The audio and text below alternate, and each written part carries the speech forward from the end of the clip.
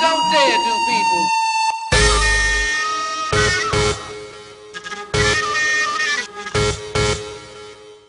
This is Giuseppe Origo for Revolart.it, and I'm here tonight with Leeroy Thornhill. Thank you very much for being with us tonight.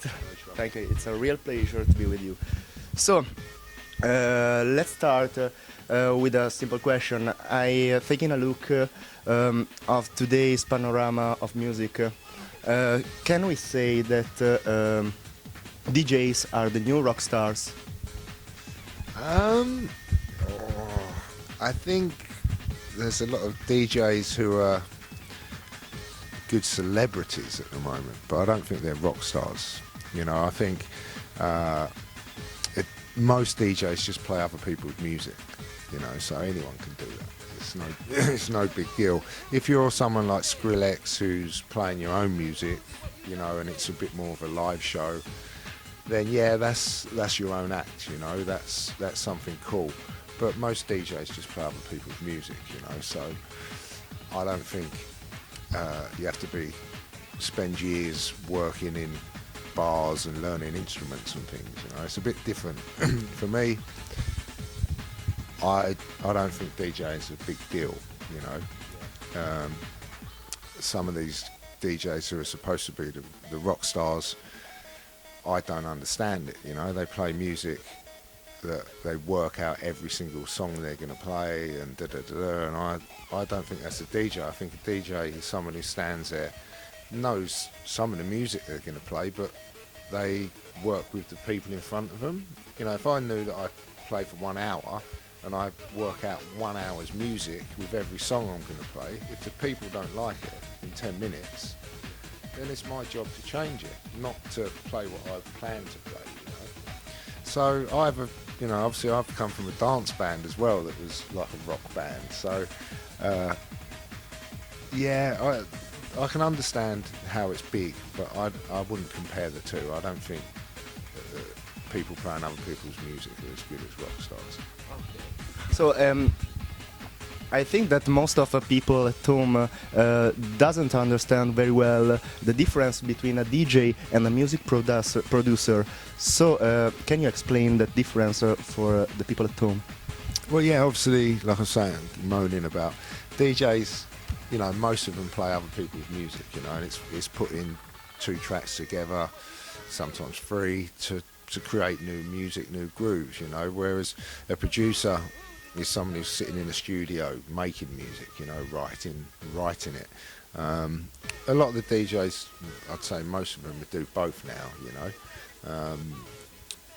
It kind of goes together, but yeah, I think a lot of people get a bit confused over that, and you've got the likes of Skrillex who are doing both, and they do it together in their set, you know, they're DJing and playing their own production, so you can understand it's a bit confusing, but yeah, it's 2 different things. DJing's easy, I think. Okay, and sorry for the next question, but it's quite an obliged question. I wanna ask you, how was your life during your experience and your job with the Prodigy, and how it has changed with your solo career? Yeah, best times of my life, you know. I mean, young man flying around the world, getting on stage, doing loads of gigs in front of thousands of people, and you know, playing music that we loved. Amazing experience, amazing, you know. And again, to kind of be playing with your rock bands that you love, like the Chili Peppers and the Foo Fighters and everything like that, and doing them gigs and being sort of on the same level as bands like that and filling stadiums and things, it's, you know, it's pretty amazing. Yeah, and obviously changes you as a person. I was pretty shy and quiet before the band started, you know, and obviously you have to change with interviews and things like that. But great experience. I think after I left the band, the hardest part was not travelling with a group, you know, because before there was always 4 of us. If you didn't want to go to sleep, there was someone who'd hang out with you. If you wanted to go out, there was someone to hang out, you know. And then suddenly you're on your own, and it's just like, oh man. I'm on my own, you know. So I think that was the hardest part of me afterwards. But again, you know, in the band, it reached a point where it wasn't stimulating me for the right reasons. You know, it wasn't going forward for me. The music, I was still doing all the old songs, and while we were developing into a rock band, and Keith was started doing all the vocals and stuff, I was stuck with the old part, and it was just like, man, my personal challenge and my personal buzz wasn't evolving, you know. So it was just time to call it a day. But then afterwards, yeah, a bit of music, messing around in the studio and stuff, and I'd started DJing when I was 15, before the band, you know. That's before people even beat mixed. It was just all funk and early hip hop and stuff like that, you know. But yeah, now, after 14 years of not being in the band, I'm kind of used to it again, you know, and I suppose I've taken what I've learned from that. You know, when we used to play play a gig, it was about the dynamics. It was all about a fast song, a slow song, a heavy song, a slightly more chilled out song. And like I say, I just try and carry that across into what I do now with the DJing. I like to play rock music, I like drum and bass, I like trap music, I like everything, you know. And I don't like it when music is just put in a box. Like, the whole night is just house, the whole night's just techno, the whole night's just drum and bass, you know, because I like all of it. So yeah, you know, I'm happy where I am now. I'm producing as well again, and still learning with that. But in terms of my own stuff, I literally feel like I'm just reaching the point, production wise and stuff, where I'm kind of musically happy with it, you know. But yeah, the wheel's still turning and the journey's still going, so it's all been good so far. I think we could say that the contamination between different styles is everywhere today. So we can see and we can hear electro and dubstep that are contaminating everything in new rock, in new pop, and even in new metal. And so I think it's due to the normal evolution in the way of making music. Nowadays are a period of great technical changes and evolution in the music. So can you tell us how do you think the music will change in the next years? If I could tell you that, I'd be a rich man. If I could see into the future. No, it's always a big cycle, you know. For me, dubstep made a very, very, very big impact on the world when that come. I like a little bit of it, you know, more than 30 minutes in a nightclub and it hurts my head, you know. I like concepts of it, but and that really, really changed electronic music again, because the tempo of it, people started writing music at different tempos, you know. Trap come out, glitch hop, moon baton, 140 BPMs back again, 145 BPMs back again, 112, 90s, 120s. So you can mix anything, you know, which is awesome. But the only other, the thing that it's not a problem for me, but so much of the electronic music is disposable. You know, you can play it for 3 months and then just throw it away. You'll never play it again. You know, it's just here now, play it. It's not timeless, you know. And it's because, you know, you just got these kids doing this stuff in their bedroom, and that's brilliant. It's almost electronic punk rock, you know. It's just raw kids doing their stuff. But probably 95% of them haven't got no musical training, you know. So you can hear a dubstep song and think, yeah, it's okay, but you never remember it because they don't understand the structure of a song, that you have to have a hook in there. You have to have something that people remember, and when they leave that club, they're still singing it or humming it. You know, if I say to you, Quando, Quando, Quando, you'll be walking around thinking about it all night. Yeah, exactly. You know, and it was the same with the Prodigy. Every track had a hook in it, a vocal hook or a musical hook.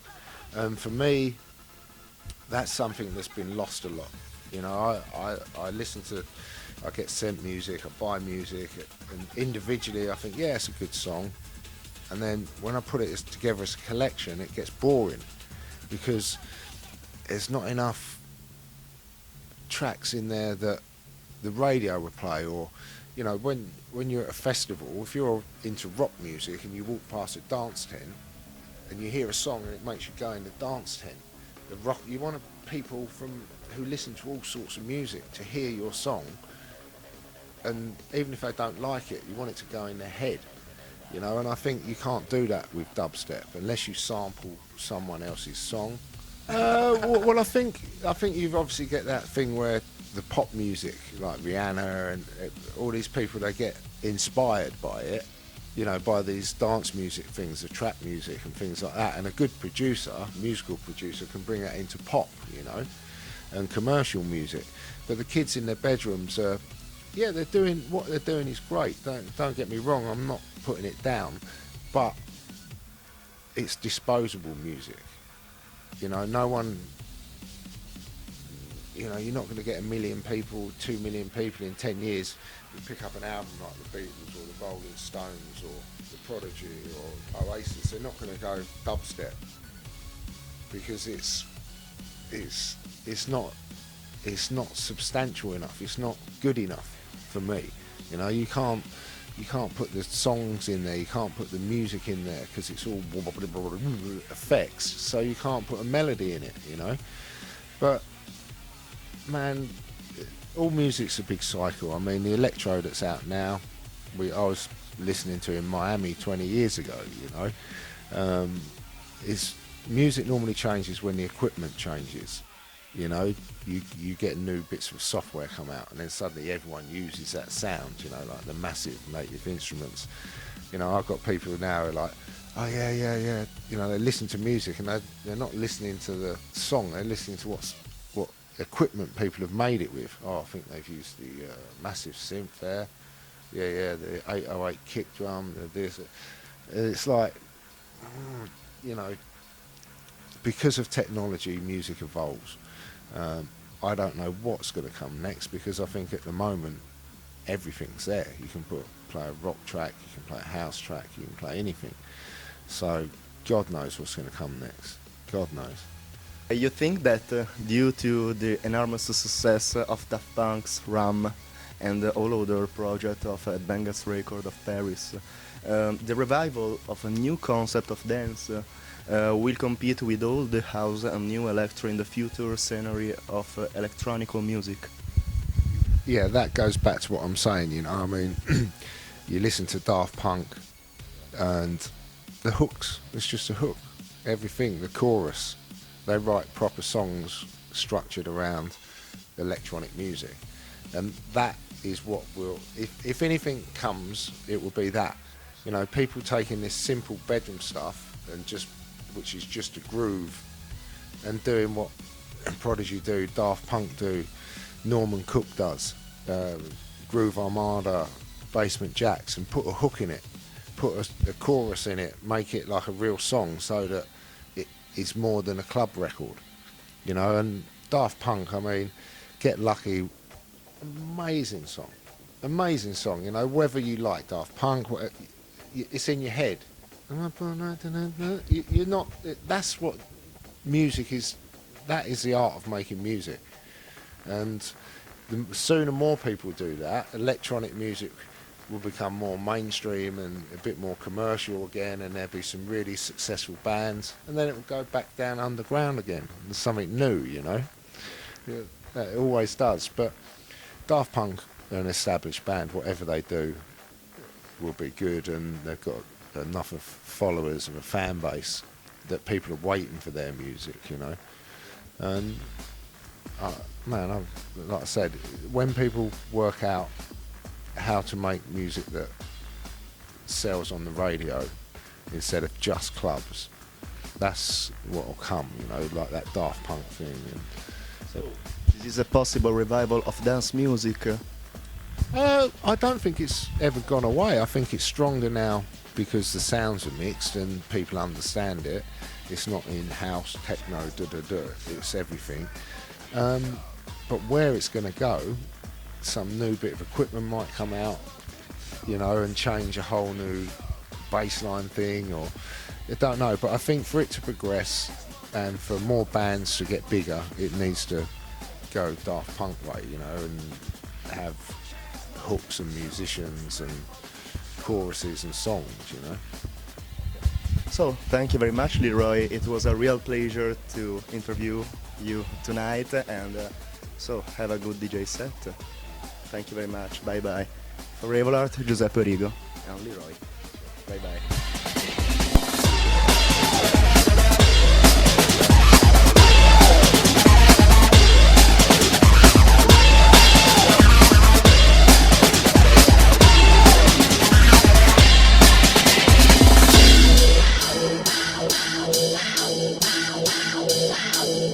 Smack my bitch up.